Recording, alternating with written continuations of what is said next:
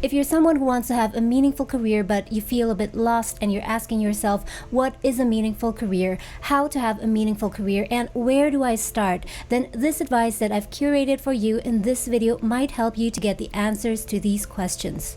We'll go through what it is that makes work meaningful, 3 things that you need to do to find out what is meaningful to you, and 1 central mindset to have, as well as 2 things that you must stop doing right now if you want to have a meaningful career. And keep in mind that these are all just concepts, mindsets, and suggestions. The only way to move forward, however, is to embark on this journey yourself and find out what works for you. There can be several things that make life worth living. It can be family, friends, work, faith, a higher cause, or for most people, it's a mix of these.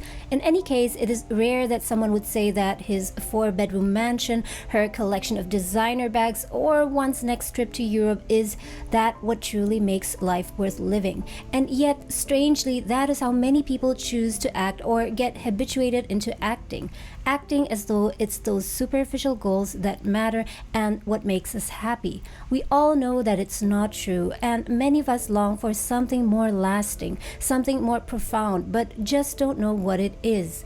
In this video, we'll zoom in on work and career because most of us will be spending around 30 to 40% of our days working. So how we spend those 7 to 9 hours or more per day will have a big impact on our lives overall, and because, well, this channel is all about building a fulfilling and meaningful career. Let's start with what it is that makes work meaningful, and once you find out what that is, you can simply build your whole career around it. Well, not simply, because it won't happen overnight, but at least for every career decision that you make, you can connect it to the question of what makes my work meaningful instead of what pays the highest salary. In this clip, Simon Sinek, author of inspirational books including Start With Why and The Infinite Game, talks about what makes his work meaningful. What makes my work meaningful is that I set out to do something specific. In other words, I wake up every single day to inspire people to do what inspires them, right? And I know why I got out of bed in the morning. What gives my life meaning is if I fulfill that cause. Simon Sinek turns meaning into something more concrete. He has a cause. That cause is specific. It's not something generic like helping others or healthy food or making films. Rather, his cause is to inspire people to do the things that inspires them. He further says that he gets out of bed every morning knowing that that is his cause, and fulfilling that cause is what gives his life meaning. He inspires people to do what inspires them, and he does that by giving talks, interviews, writing books, doing consulting. Simon Sinek calls this a why, a concept on which his book Start With a Why is based on. You know, every single one of us has a why. Every single one of us has a reason to get out of bed. We have something deep inside us that is formed when we're young that drives us. It drives everything we do. And here you might think that a why is just another word for a vision, a mission, or any of those other 100 buzzwords or more. Here is how a why is different than a vision, and it's really important to understand this if you want to move forward. A vision is what the world would look like. It is future-oriented, something that you want to happen or build as a result of all of your actions and decisions. Our why, on the other hand, is past-oriented. It is our origin story. The reason that Simon Sinek is doing all of the things he's doing, or his why, is to inspire people to do the things that inspire them. His vision, on the other hand, would be to create a world in which the vast majority wakes up every single day inspired, feels safe at work, and return home fulfilled at the end of the day. Why is this distinction so important? It makes all the difference because a why is something that you can act on. If you look closely at the wording, to inspire people to do the things that inspire them, it is formulated in a way that makes it actionable. And if you're able to put it into words, then it's actionable, right? And this is the thing that I discovered, this thing called the why that can be put into words. So the key here is that to find what work is meaningful to you, you need to find your why. And when you start understanding that, the next thing you'll need to do is to concretize it by formulating it in a way that is actionable. And if we go back to the earlier example, instead of helping others, it could be helping others making a full-time living on YouTube, helping others to eat healthier, or instead of a healthy life, it could be showing people how to grow vegetables on their balcony, or instead of making comedy films, it could be making people laugh. And what's extremely important here is not to try to come up with a statement that sounds cool or sophisticated, but rather with something that you feel deeply about. Simon Sinek found his why, which is to inspire people to do what inspires them. His whole career is built around this. Now, how do you actually go about finding what is meaningful to you? Jordan Peterson, as always, offers some great advice. There are 2 things that you'll be able to apply immediately. You can discover that. And I think part of the way you discover that is by watching yourself and learning when it is that you're meaningfully engaged. You have to notice that. It's something that happens to you in some sense rather than something that you do.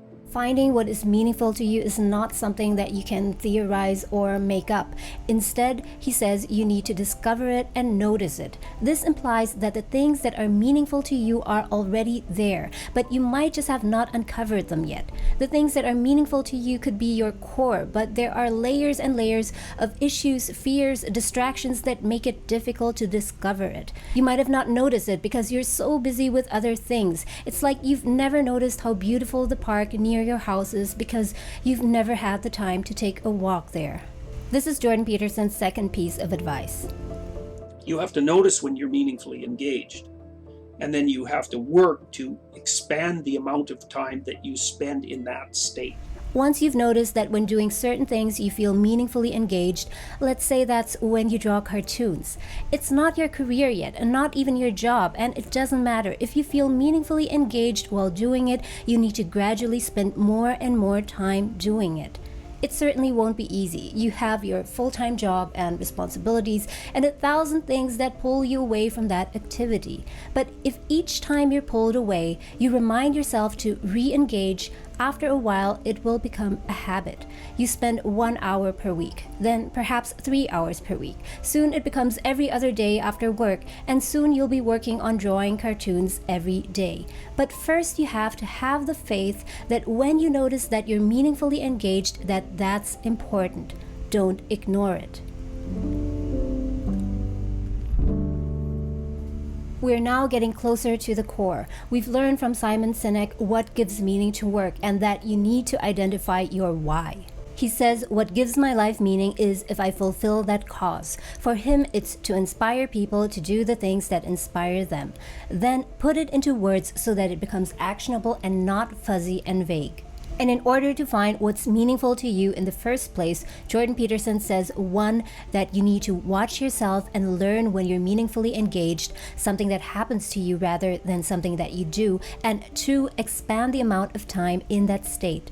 Doing this requires intention. You need to steer your attention towards finding this. Sadhguru and Heather Corcoran, career coach, offer some insight on how you should direct your efforts. While Sadhguru talks about a more introspective process, Heather is addressing something that is more directed towards the outer world. This is what Sadhguru says about choosing a career and how you find out what is worth pursuing. When this question becomes a serious question in your life, you must take off at least 3 to 10 days, let's say, depending upon who you are, and not to be influenced by your peers, so switch off the phone, not to be influenced by your professors, not to be influenced by your parents or the social pressures. Spend some time with yourself and see.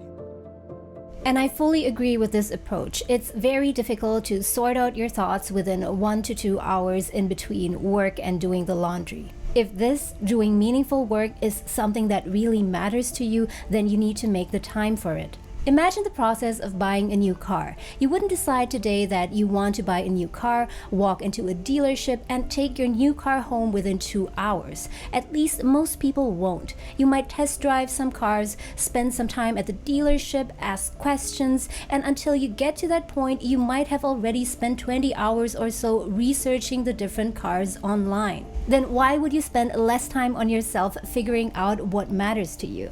Sadhguru says that it's important to switch off your phone, not to be influenced by other people. You basically need to turn inwards and take some time to understand yourself, your true intentions, and what matters to you. This has to be done free from influence of other people, because once other people provide their perspective, you might mistake what is meaningful to them or what they think might be good for you for what is actually meaningful to you. this introspective process needs to be combined with a more outward process. Career coach Heather Corcoran gives this career advice to a bunch of MBA students. It's such a simple thing to say, well, do what you love or follow your bliss, all those things. And it can be a very hard thing to know what that is. Part of the next number of years are about experimentation, and through that process, figuring out what you really love. I couldn't agree more. Jordan Peterson says that you need to watch yourself and notice when you're meaningfully engaged. But in order to do that, first of all, you need something to observe. If you've been doing one and the same boring job for years, doing work that doesn't matter to you at all, then no wonder that no matter how hard you try, you won't be able to observe any meaningful engagement. There's simply not much to observe. Similarly, Sadhguru advises to spend some days in isolation to understand ourselves better and finding out what matters to us. But if you've only experienced working in one job, doing one thing, if you've never experimented with your hobbies and interests, if you've never given the things that you enjoy doing a chance to develop, then there is nothing to process. There is not sufficient experience that you can pull information and insights from. And it's not easy, at least not for most people. If you spend only 2 hours or so trying to figure out what a meaningful career could look like to you and you don't find the answer and you stop, then you'll just be disappointed and give up. And this is the central mindset that you need to have. You need to understand that it might take a long time and you'll not know for sure when it is that you'll discover what kind of work is meaningful to you. But you gotta have the faith that you'll eventually find it if you have the patience and keep paying attention. It takes time. Here are also some words of caution about what you need to stop doing.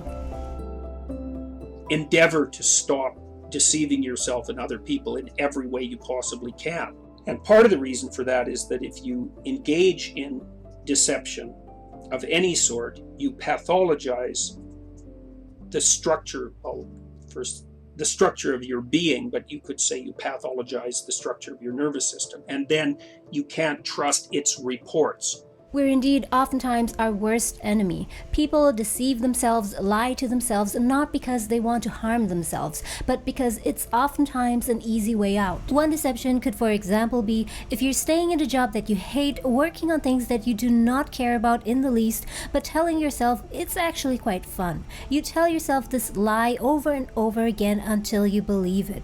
Sadhguru talks about another thing people do that drives people away from what is meaningful and purposeful. The important thing is this.